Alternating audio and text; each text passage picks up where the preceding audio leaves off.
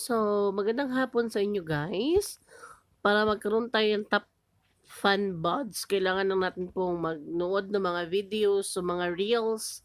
Then, kailangan tapusin natin yung reels na pinapanood natin. Then, mag-iwan tayo ng bakas. We will just need to like, comment, and share.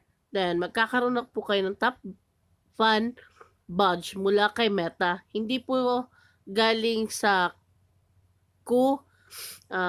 creator mo yung top 1 badge, kundi magagaling yun siya kay Meta po. Sa Meta po ang magbibigay sa inyo ng top 1 badge. At hindi po yung kapwa co-creator nyo po.